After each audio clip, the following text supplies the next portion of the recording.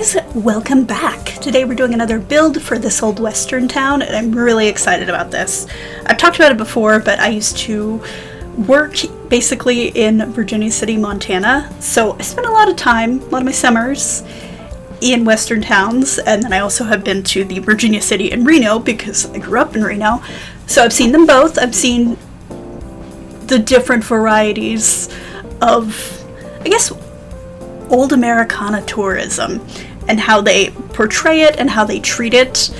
And it was very interesting to see, like, in Reno, you got the Bucket of Blood Saloon. You've got women dressed as ladies of the night. You got duels in the street, shootouts. Like, they really lean into the camp and the fun and just make it a good time. Whereas in Montana, there was the Living History program, which I had a lot of problems with it when I was working there. Not the people necessarily, but the choices that they made, because, like, Virginia City, Montana also had brothels. It was a mining town. Like, people were hung.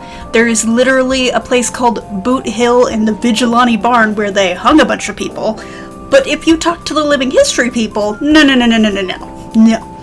They decorated one of the brothels as, like, a restaurant, and really, they tried to pretend nobody was killed, which was baffling to me, because, again, Boot Hill, we got one of the dude's feet in the museum. Like, it annoyed me a little bit, but all that is to say, I'm very excited to decorate more town spaces. The homesteads are fun. They're a little bit more organic, but, like, these I can pull from my own personal experiences, but also a lot of different cool reference photos. And so this is going to be Xander Clavell and Emma Hatch's home/restaurant. Sorry.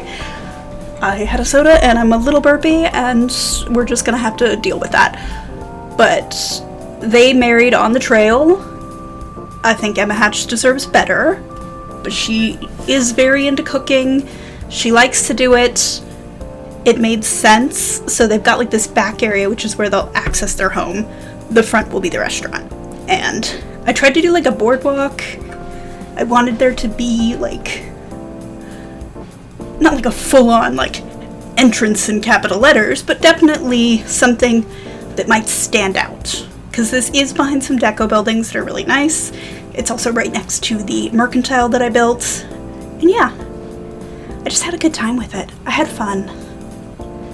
Which is really what I think is the most important thing to do, no matter what you're building, but especially in these old westerns.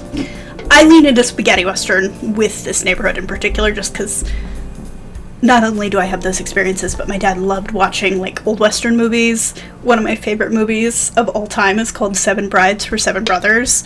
It's ridiculous, but it's so much fun. And I just like that aesthetic, where it's western, but it's clearly 50s or 40s or 30s or whatever era it's actually made in. Just like now, if you watch western movies, the women all have blowouts, and Hollywood cannot escape from making people look attractive for the time, which is just so silly to me. Because, like, I was trying to think, the new Frankenstein really leaned into the era that it was set in. Another one that did was Emma, but, like, those eras are so specific that when you don't dress the person right, it just looks ridiculous. Like Wuthering Heights, the new one, which has been so universally panned that at this point I kind of want to see it just because it's getting so decimated. I don't even know what they did. I don't know what they did to Kathy and Heathcliff, but, like, I think that I do need to know. I need to know. And I love Margot Robbie. And I need to see it. I need to witness, I think. That'll be my reward for finishing my office, which it's almost done. I painted all the trim. I cut all the trim. Half of it is up. I didn't have enough space to paint it all at once, so I had to do it in batches. And then I got the last of the wallpaper. There's like 3 feet that I need to fix. I'm kind of looking around. If I sound weird, it's because I've turned. I'm also going to mount... I'm not going to do a full-on wall-mounted computer, although seeing those, they're so cool. If I didn't have pets, absolutely, but just the hair alone, I need the case. But I am going to mount one of my computers on the wall, and I'm very excited about that. I just think it'll look cool.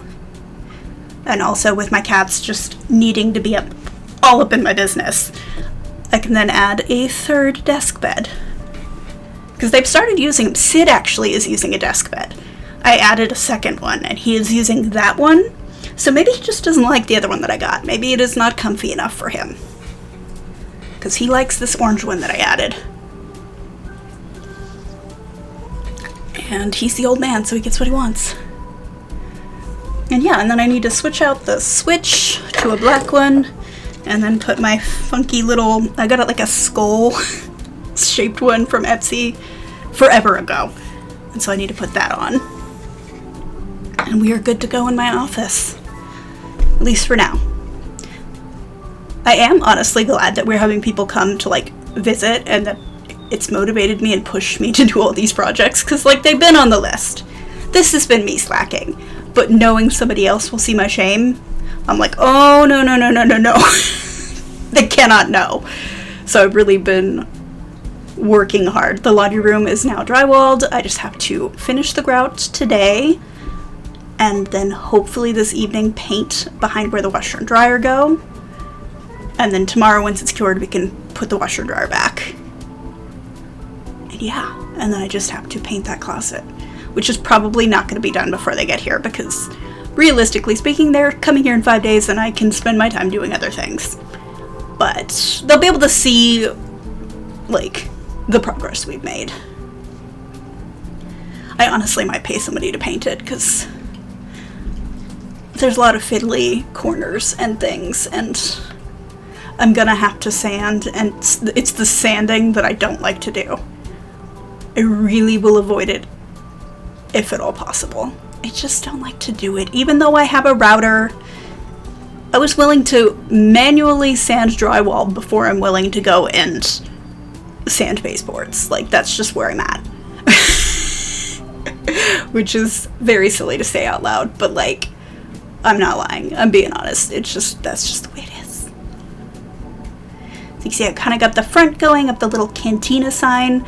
I normally stray away from actual words when playing The Sims. I prefer Simlish, but I really like this set, this old Western set. I think it's wood for Sims, and I'm willing to accept the regular words. I also really wanted this facade, even though it was getting a weird shadow. I didn't mind the darker color. So I was like, you know what? No. And I kind of wanted to just figure out where the walls were going to go inside, which was a struggle and a half, because I wasn't thinking of the upstairs. But I do figure it out eventually. Because like I said, they're going to be living here. So, like, I need a living space, but I also need restaurant space, including kitchens and public bathrooms and seating. Plenty of seating, because we all know how The Sims 2 likes to route. Although, saying that, I think we're not allowed to complain about The Sims 2, we're not allowed to complain about The Sims 3, we're not allowed to complain about any of those anymore, because The Sims 4, basically introducing this whole moolah concept, is just the wildest, most ridiculous thing. They're basically trying to make money off of CC creators, and then those creators only get 30% of what they have. It's gotta be EA exclusive, and like, at that point, no. I would rather pay people on Patreon, even though I don't, just because, again, I don't like the idea of paying for CC, and that is my own opinion. I'm allowed to have it. I'm not going to say people are wrong for having it. That is their business. It's none of my business what they do. My business is only about what I do. And I've said it before, I don't know when or why or what, but like, I think that's why Sims 4 creators experience like just such a harsh reality when they come into The Sims 2 and try to pull the same shenanigans or behavior, because the Sims 2 community will not tolerate it. But we also were very much built on do it yourself, figure it out. Like, the game has been enhanced so much by the community, free of charge, just because they wanted it themselves and they wanted to share it, that it's just... I don't have the right words, but like, in that context, trying to sell CC or like paywall or any of that, it just doesn't work, because we've already established that that is not something that we're gonna accept or tolerate. Again, not right, not wrong, that's just the community mentality. And so a lot of Sims 4 players come to the Sims 2 and are like, oh my god, they're mean. I'm like, it's not mean, it's just you are walking into a community with a different culture, with different ethics and ethos and ideas of how things work, and you're trying to make it work in a different way. So, yeah, I don't know. I think it's interesting for sure.